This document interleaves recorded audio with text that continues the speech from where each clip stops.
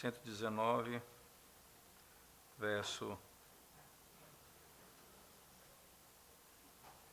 129 até o verso 136. Deixa eu tentar aqui organizar isso aqui.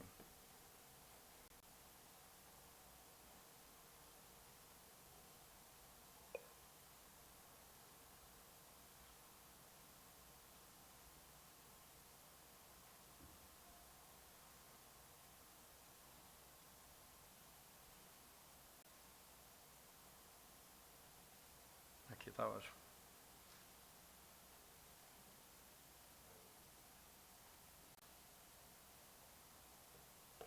Deixa eu tentar só mais um pouquinho aqui para ver se vai dar certo.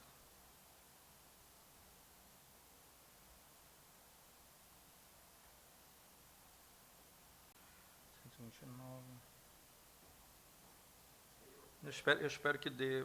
Vê se dá para os irmãos lerem. Dá, não? Eu gosto de ver a ignorância assim. Dá sim, não dá?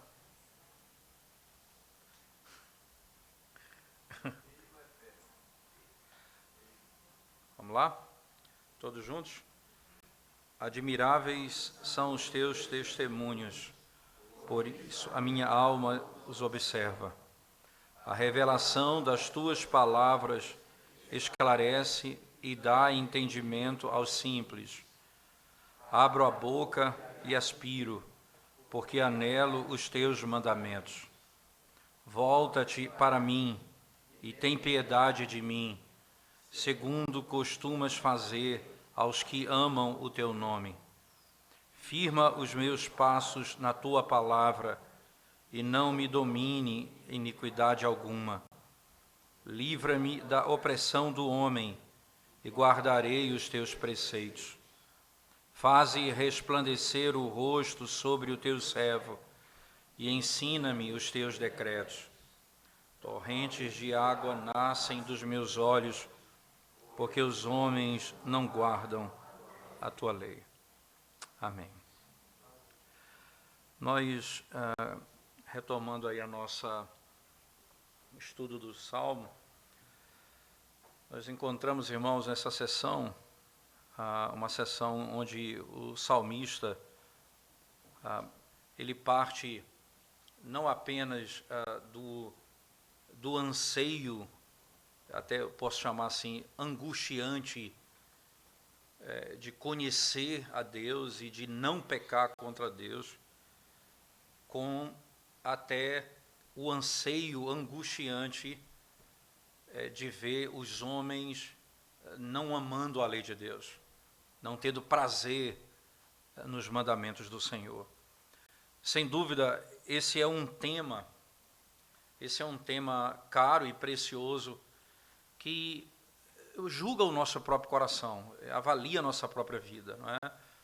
Não é apenas uma simples leitura com comentários de um salmo, mas é a expressão da nossa própria alma e o que de fato acontece no coração daqueles que anseiam pelo conhecimento e pelo entendimento da lei de Deus.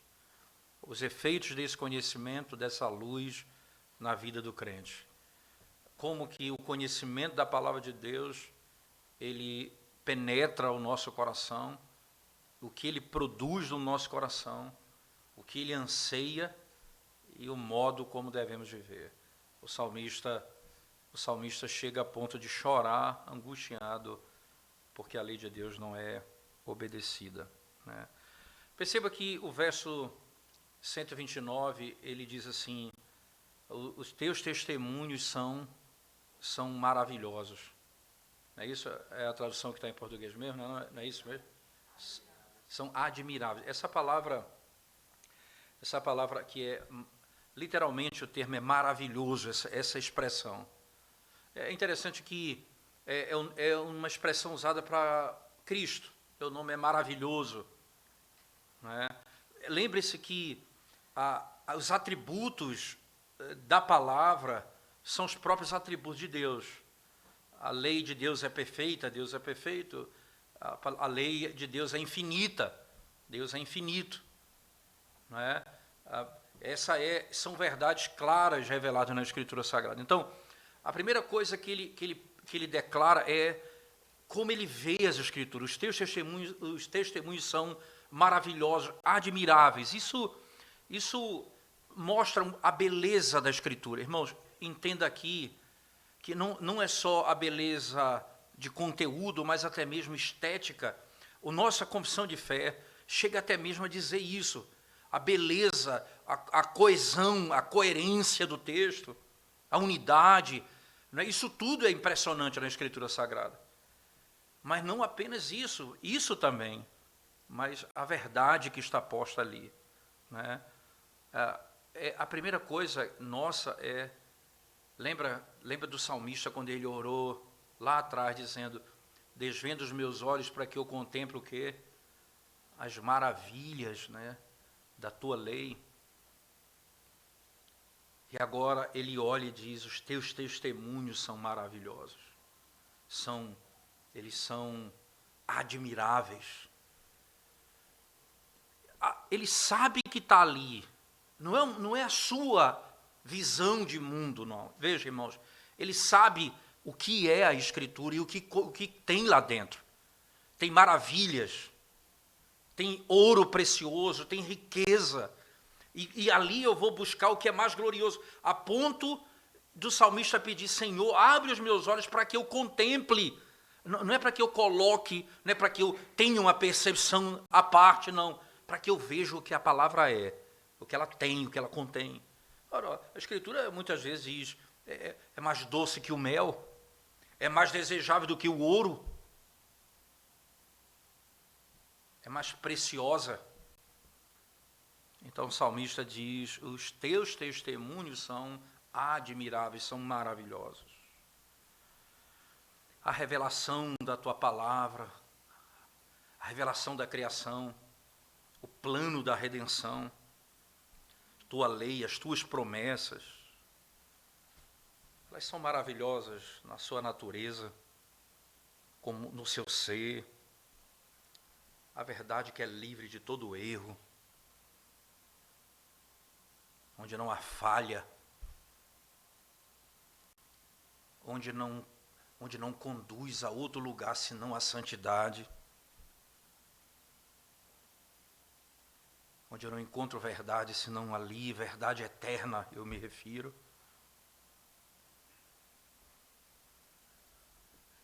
E quando eu estou angustiado, isso o salmista vai dizer lá na frente, elas são tão maravilhosas que é nela que eu encontro conforto, é nela que eu encontro força, é nela que eu encontro esperança. Exatamente nessa palavra. Aqueles que conhecem essa palavra dessa forma, irmãos, eles vão ter um apreço por ela como ninguém tem. O que é a Bíblia? O salmista disse, os teus testemunhos são admiráveis, extraordinários, maravilhosos. O que é a Bíblia? O que são os testemunhos do Senhor para você? Essa é uma boa pergunta. O salmista tem consciência que essa é a grande verdade. A outra coisa importante ainda para se frisar, irmãos,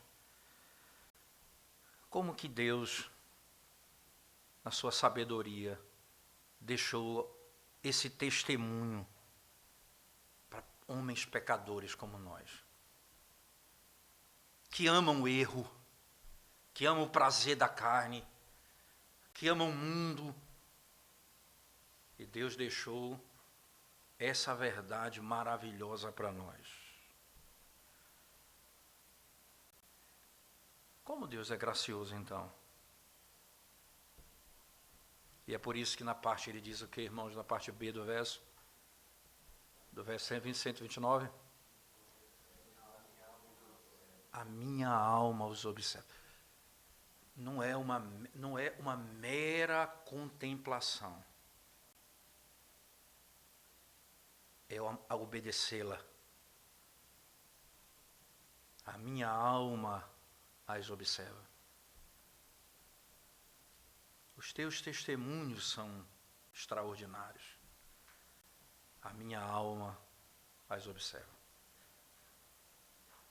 E é isso que, de modo precioso, o salmista não nos deixa dúvida. Não é um mero meditar, ou uma mera reflexão externa, é uma verdade que penetra o meu coração. São maravilhosos, é por isso que eu quero guardar na minha memória. Preste atenção na linguagem que Charles Spurgeon utiliza para descrever isso. Preste atenção nas palavras dele.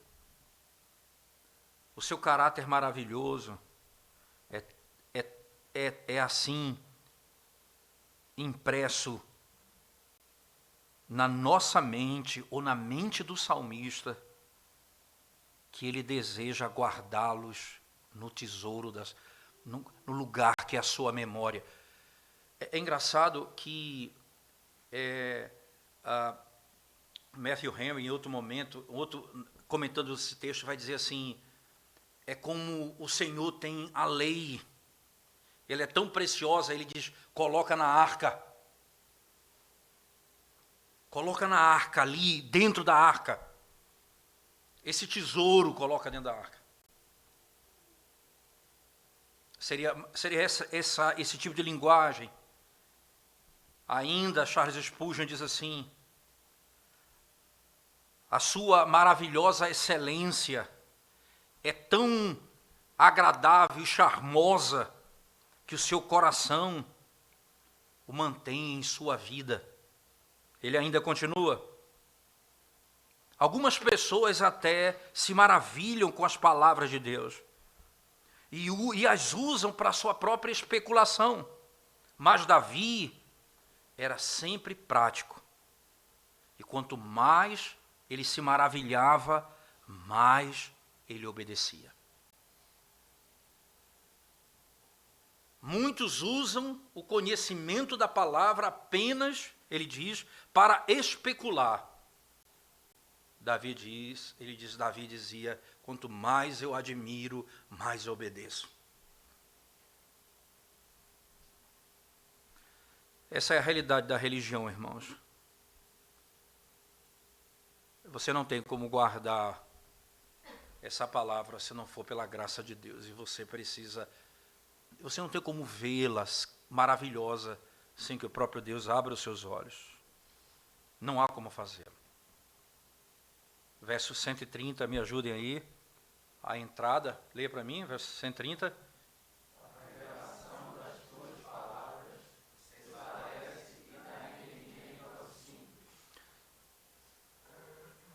A primeira parte do verso 130, ao quê? Tem alguma tradução diferente aí, irmãos? A entrada das tuas palavras da luz. Exatamente isso.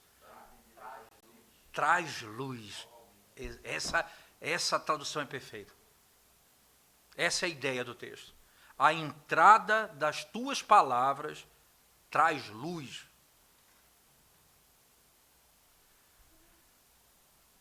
Quando a palavra penetra, irmãos, a alma, ela ilumina. Quando a palavra penetra a alma, ela ilumina a alma. E o que deve ser esperado da palavra que habita no coração da gente? A entrada. Porque é engraçado que a nossa Bíblia coloca a revelação, né? Mas a ideia é a entrada da luz. A entrada da palavra. Ela é como se fosse um dilúvio de instruções ela traz. A ignorância, a cegueira, as trevas são dissipadas. Ela penetra e ela traz luz, esse é o ponto.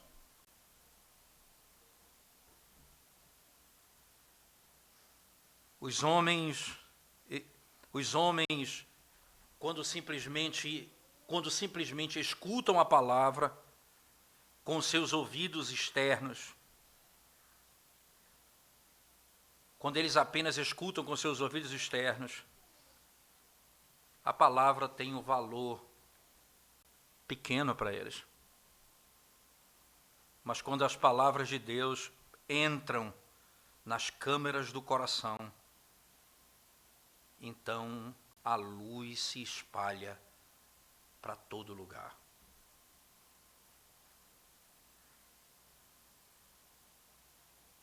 É por isso que você vai perceber, irmãos, e aqui eu digo isso com temor no meu coração, no culto público, quando você está pregando a palavra ou lendo a palavra, e alguém está dormindo, alguém está bocejando, alguém...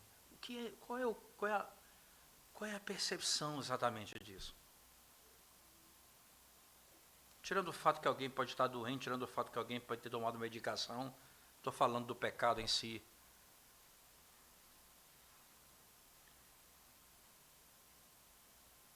Qual o valor da palavra? Que é a expectativa que nós temos nela.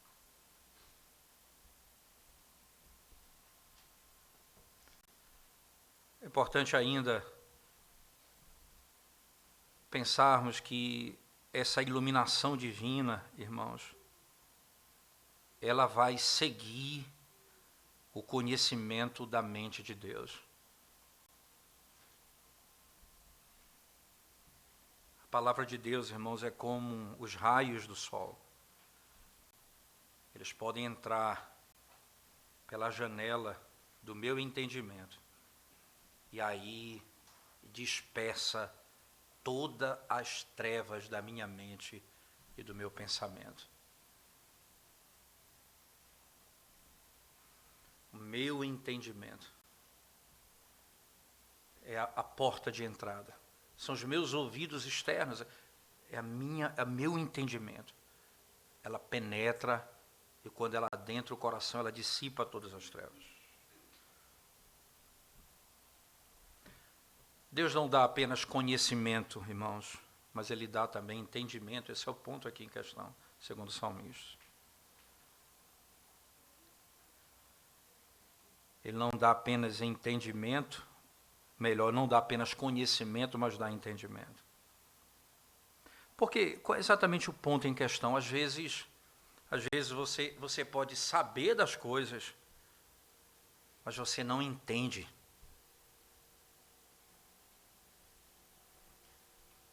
Você não consegue compreender. É por isso que apenas o conhecimento, você não tem como entender sem conhecer, mas você apenas pode conhecer sem entender. O salmista pede entendimento, não apenas mero conhecimento. É por isso que os sábios verdadeiramente são aqueles que são ensinados por Deus. Porque há poder na palavra de Deus de instruir o homem, de educar o homem. O valor das palavras de Deus são claras.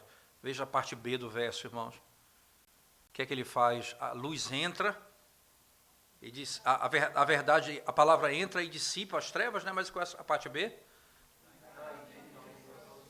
Dá entendimento ao simples.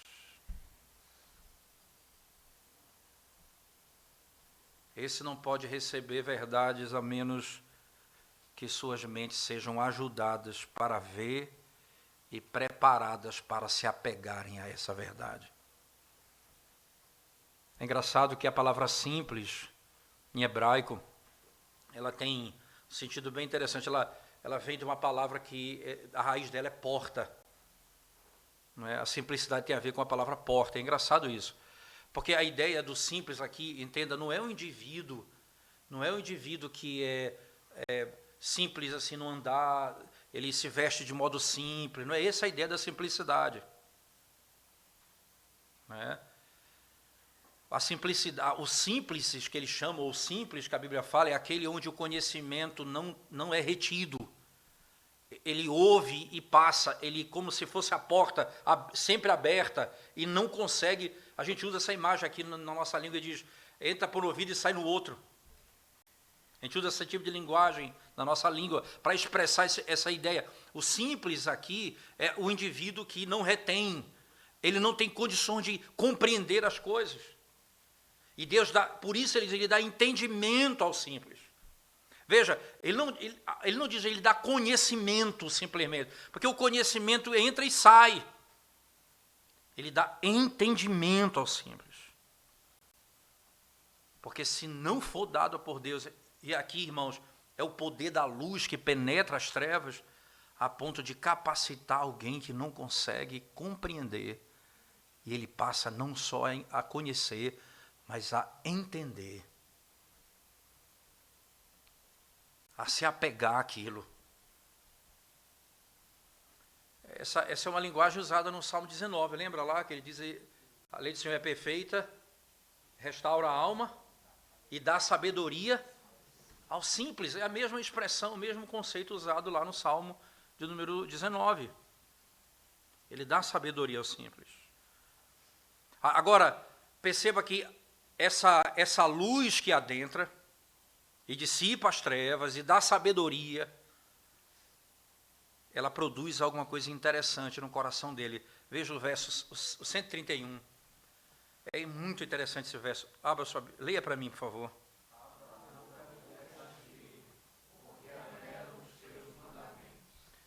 Eu abro a minha boca e aspiro. Você sabe que é uma imagem interessante, né? Que imagem é essa? Eu abro a minha boca e aspiro.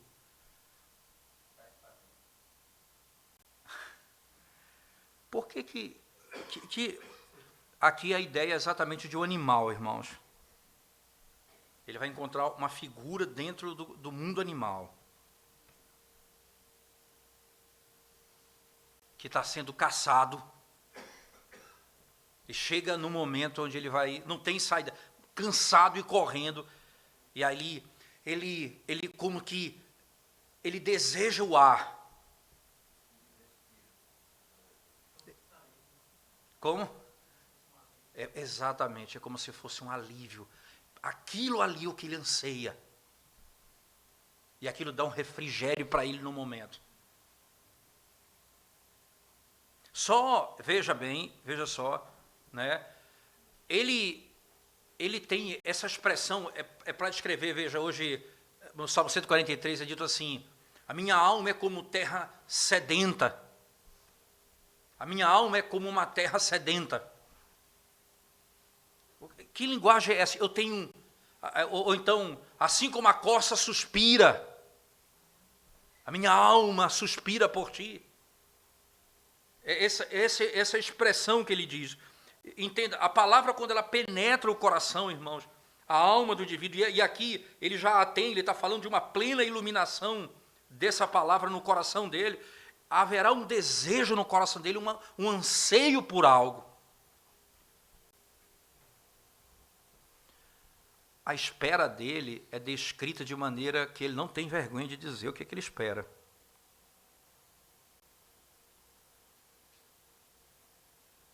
E ele diz, ele usa um símbolo do mundo animal para descrever.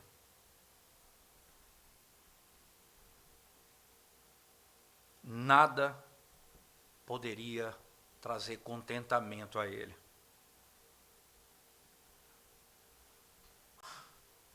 Nada poderia. Parte B do verso.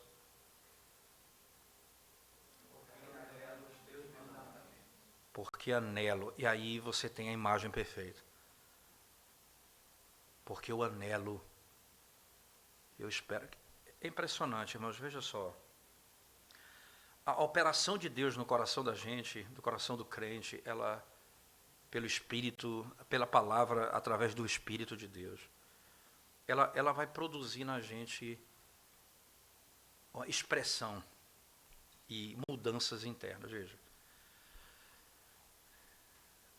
vocês não receberam espírito de escravidão, mas espírito de adoção.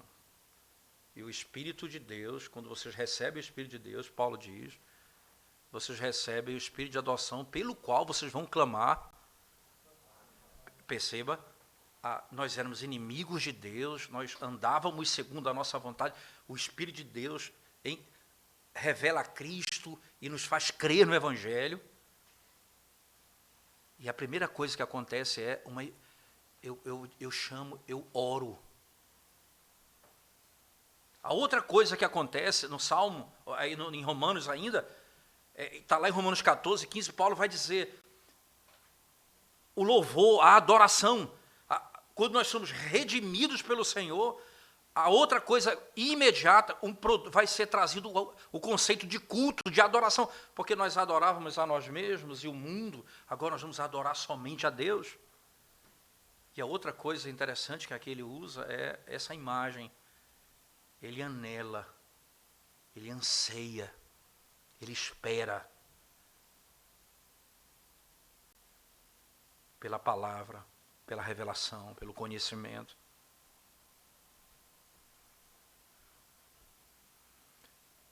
Em outras palavras, Senhor, eu sou teu servo e eu anelo por tuas ordens.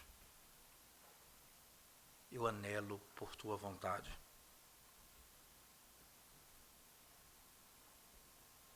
Eu quero ouvir. Tudo o que o mundo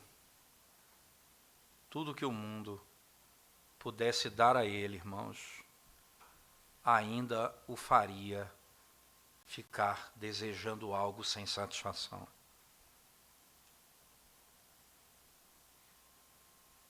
Ele diz, eu espero, eu anelo pelos teus mandamentos.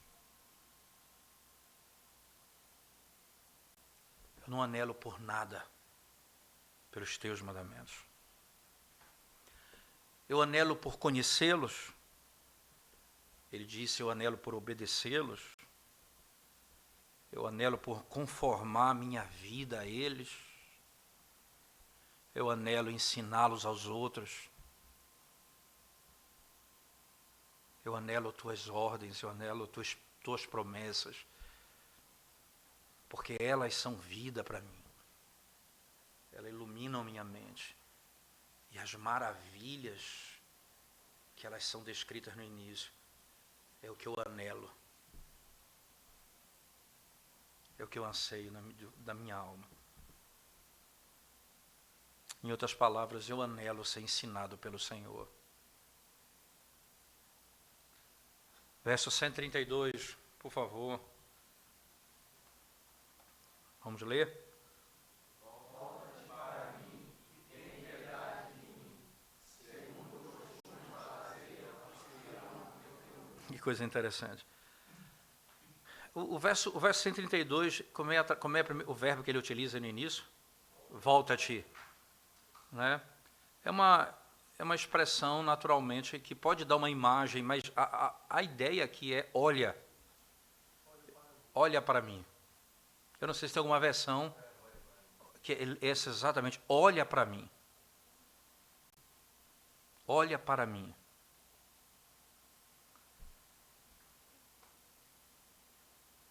Preste atenção nessa frase de Charles Spurgeon, irmãos. Um homem piedoso não pode anelar sem oração.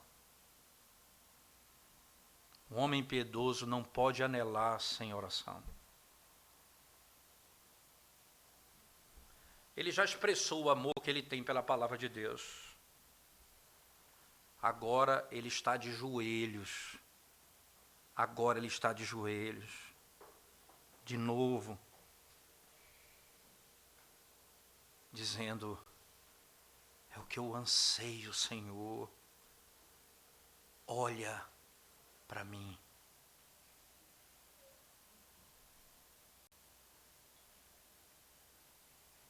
Não é um simples conhecer as Escrituras, irmãos, é saber que é Deus ali falando comigo. O anseio é, olha para mim.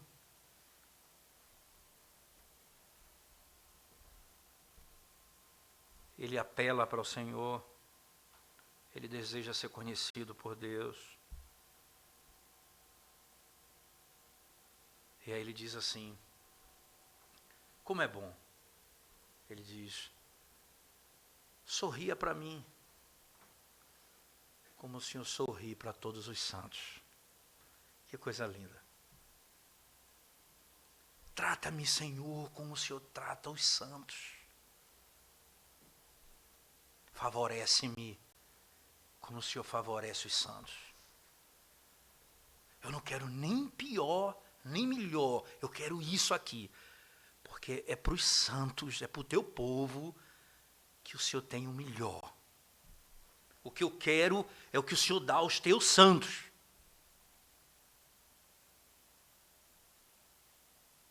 Eu não quero nada mais do que isso. Nada além disso. Não é isso que a parte B do verso diz?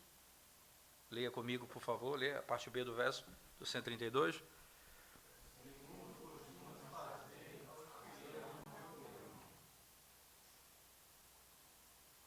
Segundo costumas fazer com os que amam o teu nome.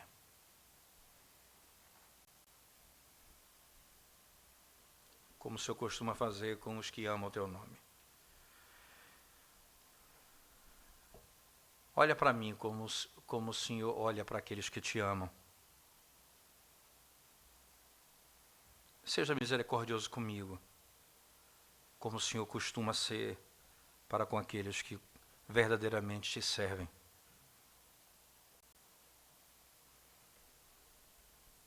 Olha para mim e me trata como o Senhor trata os teus santos. É a confiança no amor de Deus para com a sua igreja. A certeza é tão grande do favor dele, que ele não se pensa separado dos outros, mas ele se pensa, ele se vê, ele se olha como aquele que é parte da igreja. E a misericórdia de Deus para com o seu povo não é diferente para com ele. Verso 133, vamos adiante. Quem me ajuda na leitura?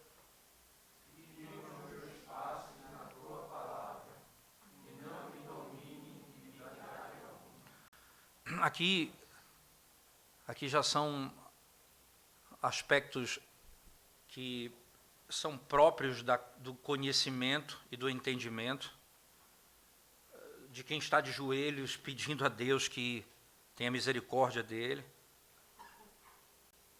E ele pede a Deus, e ele continua pedindo a Deus, né? Ele diz, ora, guarda os meus pés, capacita-me a colocar os meus pés, Senhor, segundo a tua palavra, segundo os teus ensinamentos.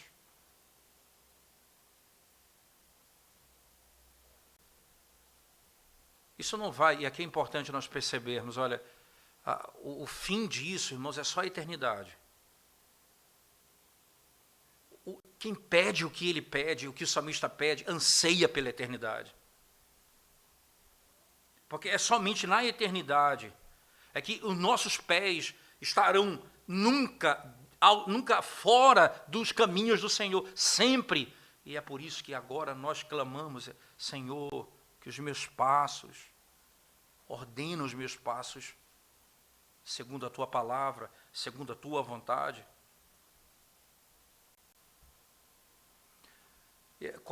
Por que ele pede isso, irmãos? Veja, aí ele poderia dizer, para que eu seja bem sucedido nessa vida, porque se eu fizer o que o Senhor manda, eu não vou passar por sofrimento, porque se o Senhor fizer o que o Senhor pede, eu vou ter sucesso nessa terra. Ele tem uma preocupação. Ele diz, se o Senhor fizer isso, então o que é que vai acontecer comigo, irmãos? Na sequência do verso 132, ou melhor, 133, né? Não me domine a iniquidade.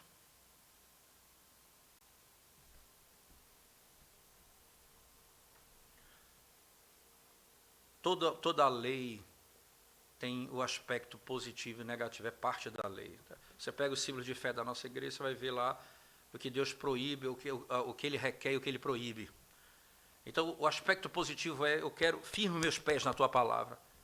O negativo vai ser, para que a iniquidade não me domine. Então, a iniquidade não me domina. Eu quero fazer o que é certo, eu quero fazer o que é justo, para que eu não caia debaixo da autoridade e do poder do pecado. Eu quero fazer o que é certo, eu quero andar na tua palavra, eu não quero andar segundo a iniquidade.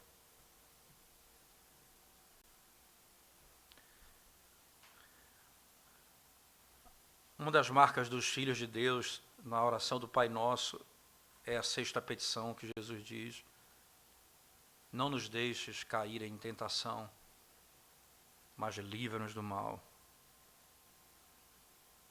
Esse é o anseio do salmista. Para que eu não esteja debaixo da iniquidade, para que eu não seja pego, para que eu não caia nisso. Me ajuda a andar dessa forma. Esse é o anseio, é exatamente a oração.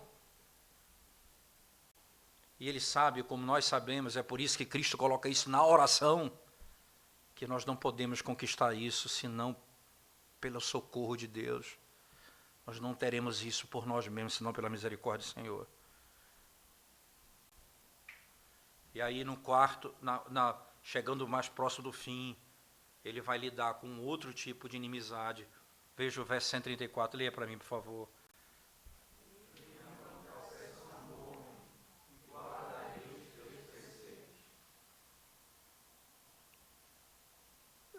Você sabe que Davi viveu as maiores angústias nessa terra.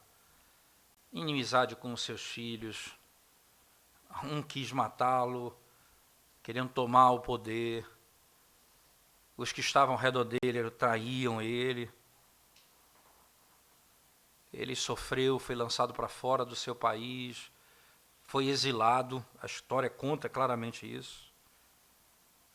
Ele foi banido do santuário, ele não podia adorar o Senhor, ele ansiava, o Salmo 42 é uma expressão clara do anseio dele, como ele ansiava quando ele ia, quando ele andava com o povo, quando ele subia, quando ele andava com Israel.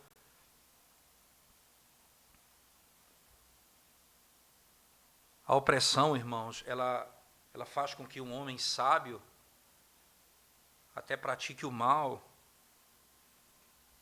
Isso é importante porque é por isso que a opressão em si mesma ela é ímpia. Ela é ímpia. E ela conduz as pessoas à impiedade. Perceba, livra-me dos meus inimigos, e então, porque ele sabe que debaixo da opressão nós cairemos nesse tipo de prática. Lembra de Paulo? Quando ele fala, confessando os seus pecados, ele dizia que ele levou pessoas a negarem a Cristo à força.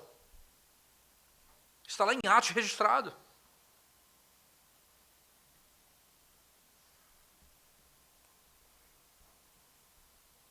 Isso é que é importante porque nós sabemos muito pouco, irmãos, como que as nossas virtudes estão muito ligadas à nossa liberdade.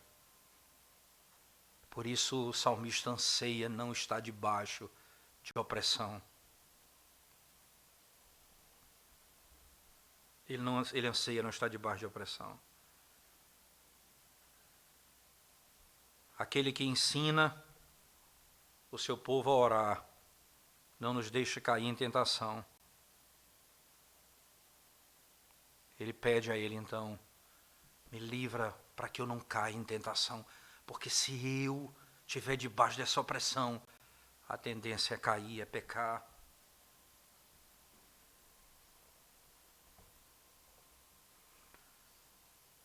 Embora nós saibamos, e a gente rapidamente vai ter uma palavra para tratar desse tema, alguém pode dizer, não há motivo para pecar, mesmo que você esteja debaixo de opressão. Não, o salmista é claro nisso, é porque ele conecta diretamente uma coisa com a outra. Me livra disso para que não faça isso. embora, irmãos, embora nós não devamos, né, ou esperar ou mesmo depender das ameaças dos homens, entretanto, devemos temer as ameaças, mas muitos ameaçam. E quantas vezes a esposa, ela é obrigada, irmãos, a fazer aquilo que é contrário à lei de Deus, por causa da opressão do seu marido, agir contra a sua consciência. Quantas vezes senhores fazem com que os seus servos pratiquem coisas que não devem e contra a sua consciência?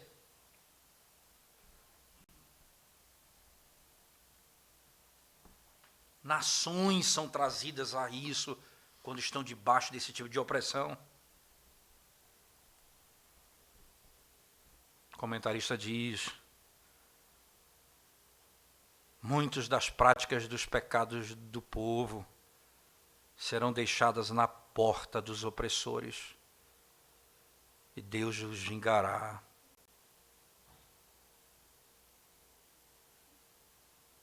E Deus os vingará. O problema é que quando a pressão é tirada de sobre nós, esse é o maior problema. Nós seguimos o passo da injustiça. O salmista anela aí para a casa de Deus. Cante-nos um cântico, como cantaremos? Nós estamos distantes. A piedade é impedida.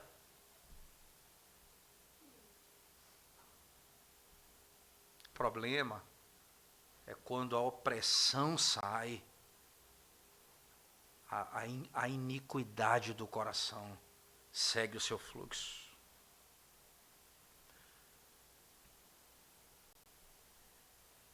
Segue o seu próprio fluxo.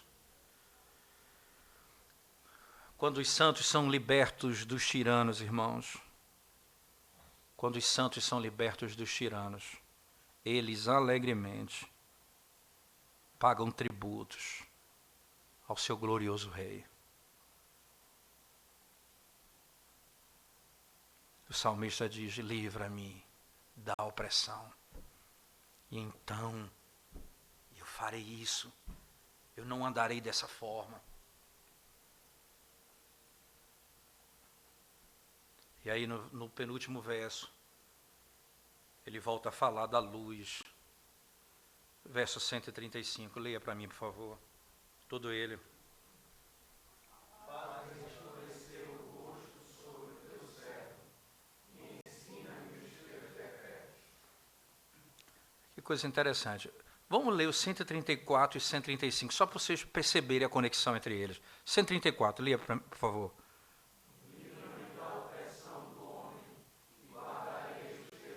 Então veja, livra-me da opressão e guardarei os teus preceitos. Agora o 135. Para resplandecer o rosto sobre o teu servo, e ensina-me os teus decretos. Os opressores, eles se irritam contra nós, mas o Senhor sorri para nós. Ele diz: faz com que tua face brilhe sobre nós.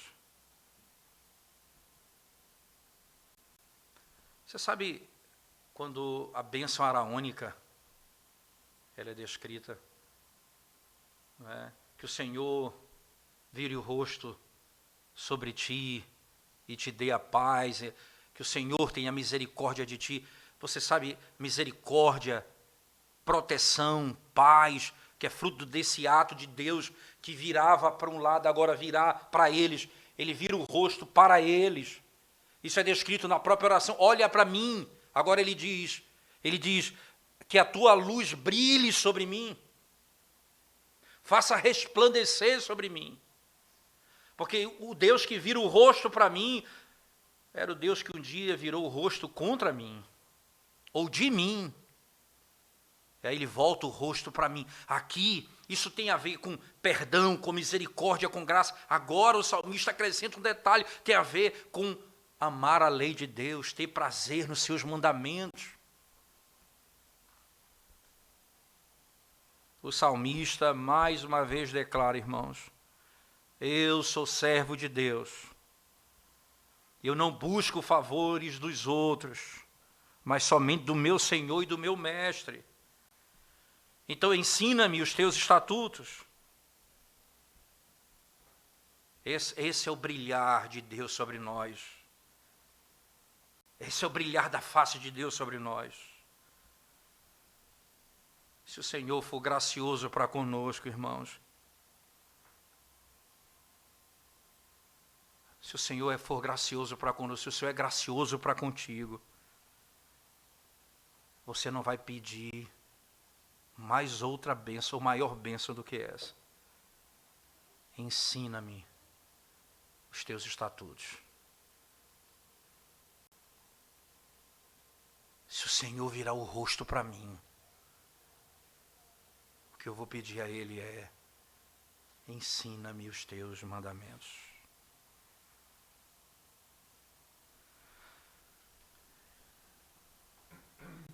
Ainda que tenhamos a consciência disso, nós temos a certeza que nós precisamos dessa contínua luz sobre nós, porque senão nós não conheceremos a lei do Senhor, a sua verdade. O último verso, e aí onde tem a aplicação última de toda dessa luz que penetra a mente dele. Verso 136, por favor.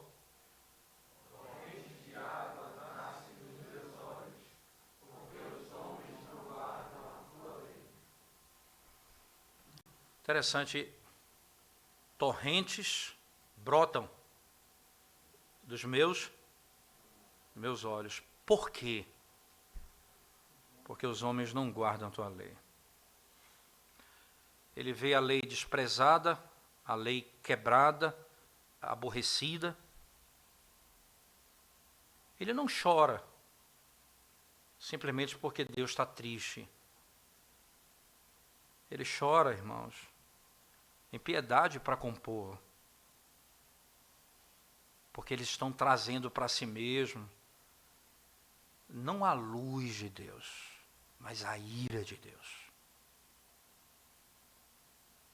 Porque enquanto o texto diz, resplandeça sobre mim a tua luz, ele chora porque ele vê o que acontece com ele. Quando eu conheço ao Senhor, tua luz sobre mim. Se vocês não amarem a lei de Deus, se vocês forem ensinados, vocês vão conhecer o Deus que vira o rosto de vocês.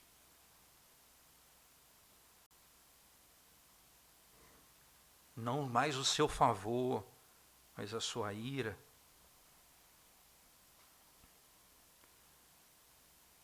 É interessante que como torrentes, irmãos, que jorram dos seus olhos, o salmista se torna como Cristo, que olhou para a cidade e chorou. E o próprio Yahvé, que não tem prazer na morte,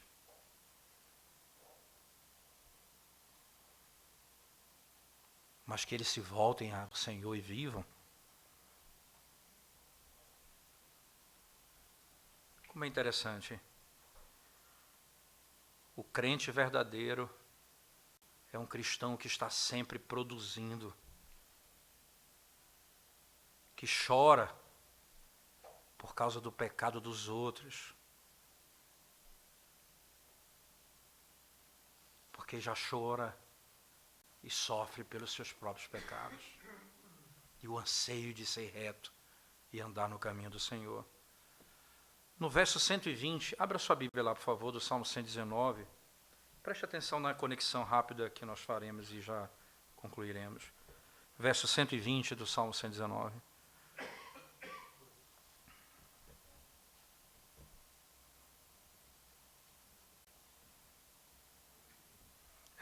O 119, verso 120.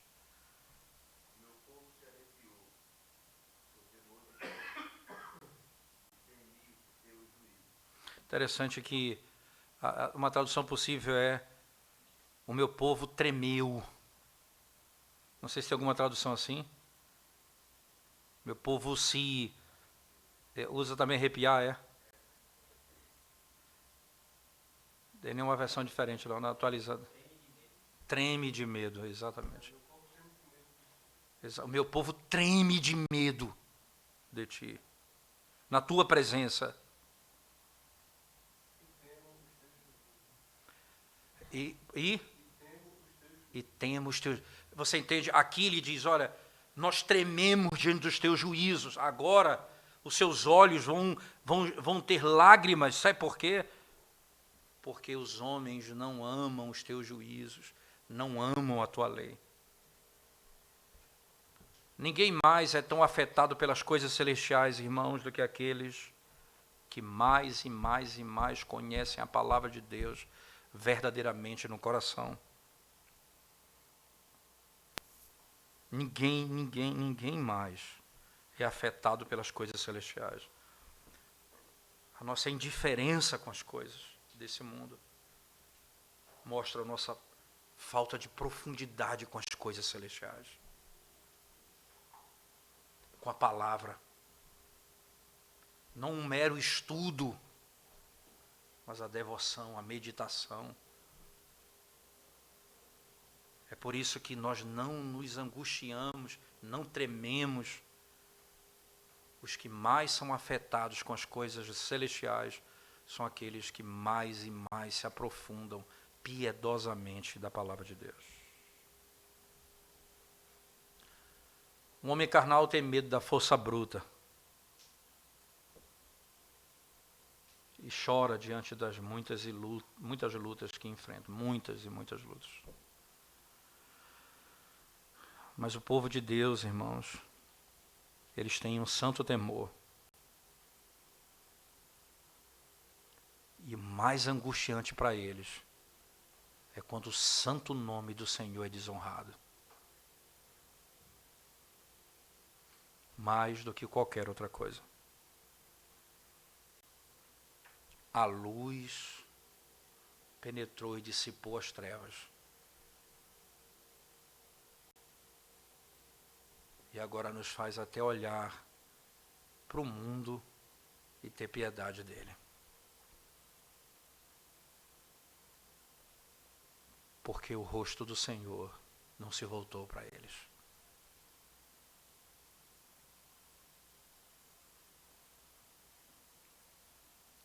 Nós podemos nos revoltar. E é interessante, não é chorar, de me revoltar contra o mundo simplesmente. Ter misericórdia, porque o que lhes aguarda é juízo eterno. Porque revolta qualquer um de nós pode ter, até mesmo quando alguém não concorda com o nosso candidato. Mas com a palavra de Deus, nós temos pouca referência ou deferência no que diz respeito a esses assuntos. Que o Senhor nos ajude, irmãos, a sinceramente diante de Deus, de coração, a ansiarmos e anelarmos pelo conhecimento da palavra nesse sentido, para que possamos andar em retidão e chorar quando a lei de Deus foi desonrada entre os homens. A gente pode encerrar dizendo que essa é uma marca que está lá, escrito lá em Ezequiel, Apocalipse. Há uma marca. Ele diz, há uma marca daqueles que são chamados povo de Deus. Aqueles que choram, porque minha lei é desrespeitada, não é obedecida. Essa é a marca, uma das marcas dos que são chamados filhos de Deus. Dos que sofrem por isso.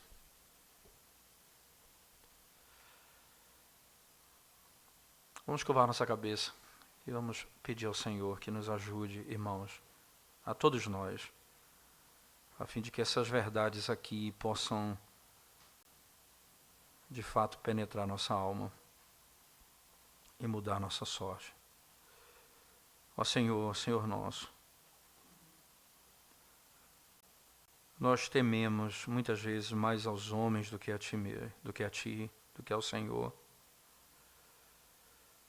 Nós pecamos porque